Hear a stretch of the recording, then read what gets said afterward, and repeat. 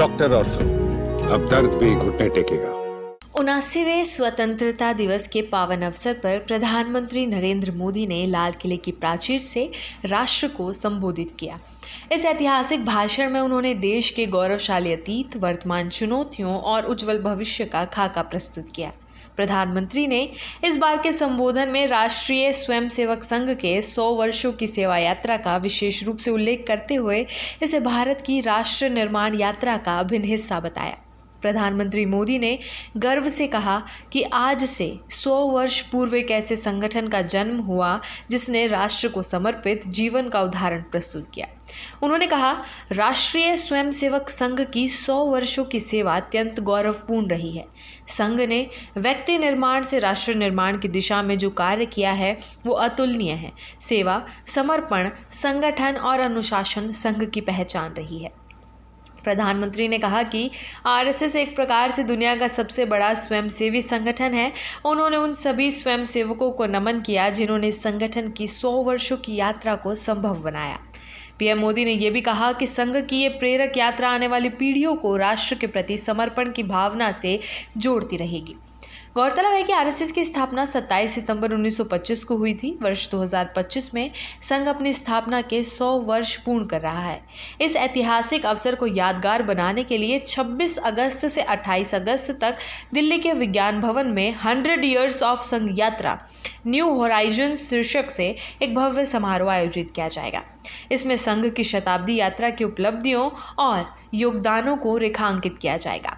प्रधानमंत्री ने अपने संबोधन में देश की सुरक्षा से जुड़े अहम मुद्दों का भी जिक्र किया। उन्होंने हाल ही में सफलतापूर्वक संपन्न हुए ऑपरेशन सिंदूर का उल्लेख करते हुए कहा, ऑपरेशन सिंदूर के वीर सपूतों को मैं आज इस मंच से सलाम करता हूं। हमारे बहादुर सैनिकों ने आतंकियों को उनकी कल्पना से भी अधिक कठोर सजा दी है। उन्होंने कहा कि ये दिन इन वीरों को याद करने का है जिन्होंने राष्ट्र की सुरक्षा के लिए सर्वोच्च बलिदान दिया। इसके साथ ही प्रधानमंत्री ने सिंधु जल संधि पर भी सवाल उठाए। उन्होंने कहा, सिंधु जल समझौता एक तरफा और अन्यायपूर्ण रहा है। पिछले 7 दशकों से ये समझौता हमारे देश के किसानों को अकल्पनीय नुकसान पहुंचा रहा है। सिंधु का पानी देश के किसानों का हक है और हम इस हक को सुनिश्चित करने के लिए हर संभव प्रयास करेंगे। अपने संबोधन में प्रधानमंत्री मोदी ने देश के युवाओं को एक बड़ी सौगात दी। उन्होंने प्रधानमंत्री विकासशील भारत रोजगार योजना की शुरुआत की घोषणा की। इस योजना के तहत देश के युवाओं को निजी क्षेत्र में पहली नौकरी मिलने पर सरकार की ओर से 15,000 रुपये की सहायता राशि दी जाएगी। साथ ही ऐसी कंपनियों को भी प्रोत्साहन मिलेगा जो अधिक से अधिक रोजगार के अवसर उत्पन्न करेगी। प्रधानमंत्री ने कहा, आज 15 अगस्त है और आज ही के दिन हम अपने देश के नौजवानों के लिए 1 लाख करोड़ रुपए की योजना लागू कर रहे हैं। प्रधानमंत्री विकासशील भारत रोजगार योजना के माध्यम से लगभग 3.5 करोड़ नए रोजगार के अवसर पैदा किए जाएंगे। ये योजना युवाओं के आत्मविश्वास को बढ़ाने और उन्हें सशक्त बनाने की दिशा में एक महत्वपूर्ण कदम है।